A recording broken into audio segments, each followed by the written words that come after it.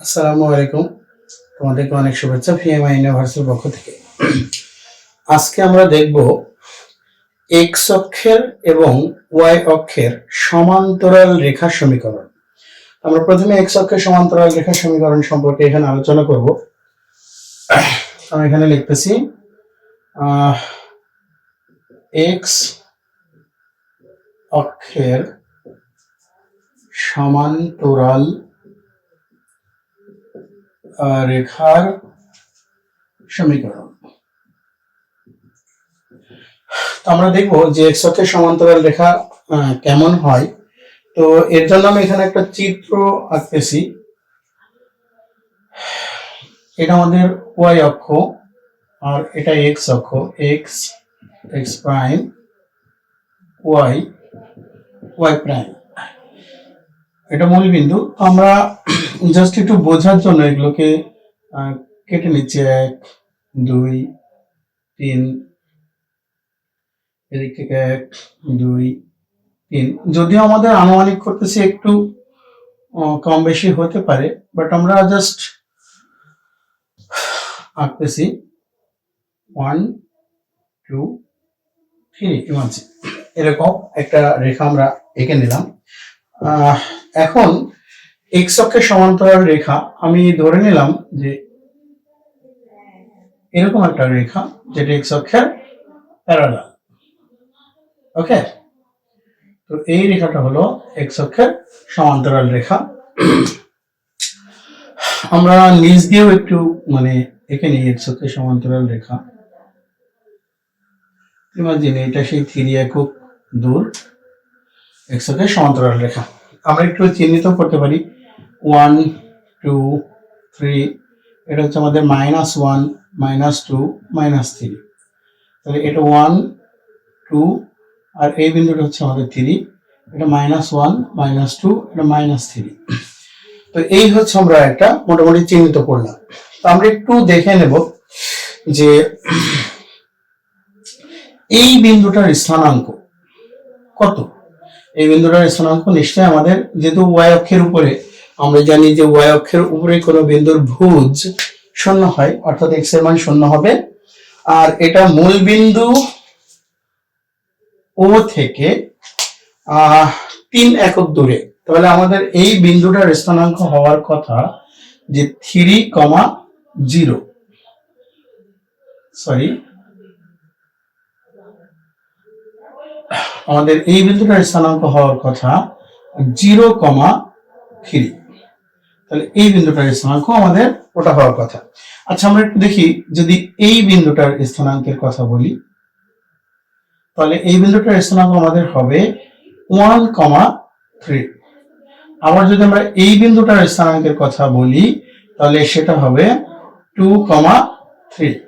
আমি আর ওইদিকে গেলাম না, বা আমরা এখানে একটু লিখতে পারতাম, যদি এই বিন্দুটার স্থানাঙ্কের কথা বলি তাহলে আমরা লিখতে পারি 3,3। তো একটু আমরা এক্স অক্ষের ঋণাত্মক দিকে আসি। এই বিন্দুটার স্থানাঙ্ক আমাদের হবে নিশ্চয়ই -1,3। ওকে, এই বিন্দুটার স্থানাঙ্ক হবে -2,3। আমরা এগুলোই চিহ্নিত করলাম। তাহলে এখানে এক্স অক্ষের প্যারালাল স্ট্রেট লাইন এর বিষয়ে আমরা একটা জিনিস ফিক্সড দেখতেছি, সেটা হচ্ছে এই বিন্দুটাই -2,3, অর্থাৎ এখানে কোটির মান 3, এই বিন্দুটার ক্ষেত্রে কোটির মান 3, ওয়াই অক্ষের উপরে যে বিন্দুটা আছে তার জন্য কোটির মান 3, তারপরে এক ঘর ডানে গেলে সেখানেও কোটির মান 3, আর এক ঘর ডানে গেলে সেখানেও কোটির মান 3।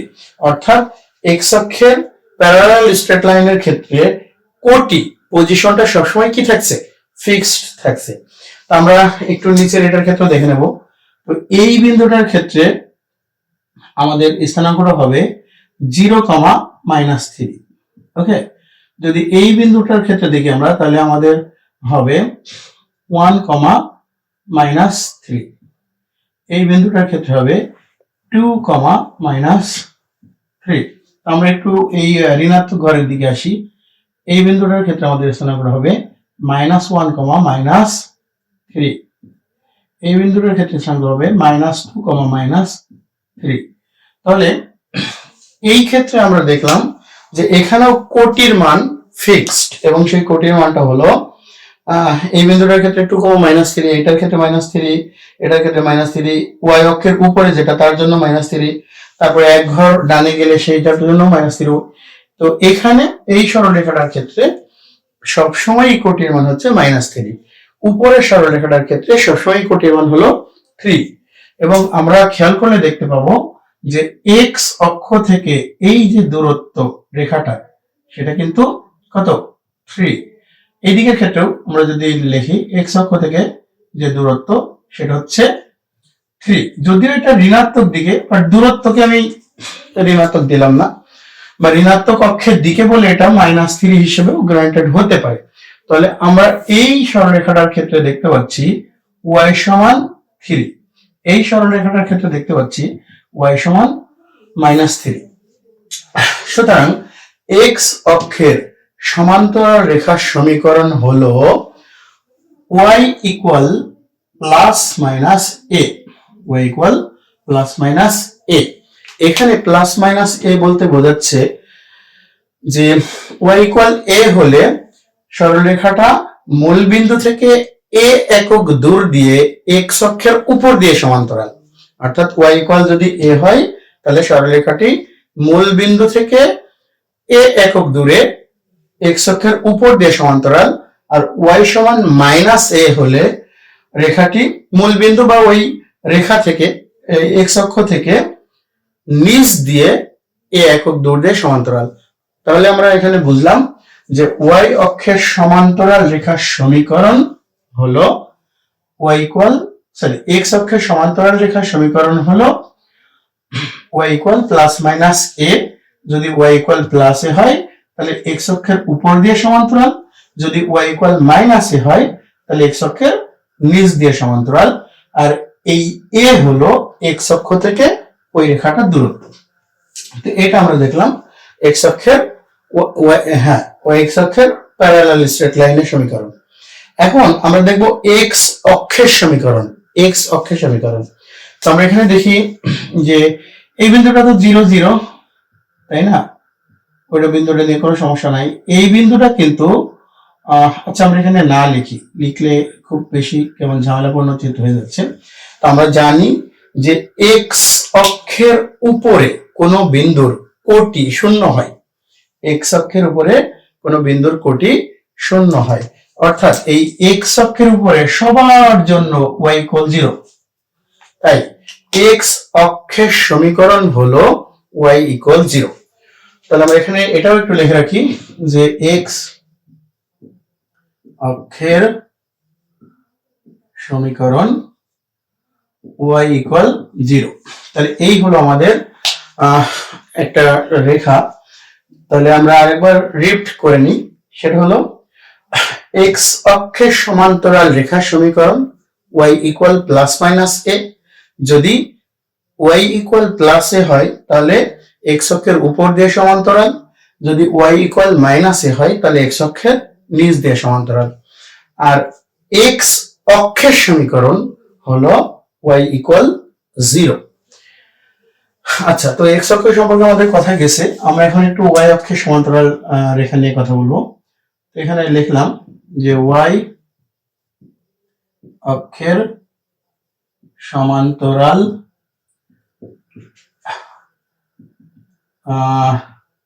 রেখার সমীকরণ, y অক্ষের সমান্তরাল রেখার সমীকরণ। এখানে আমরা একটা চিত্র আঁকি।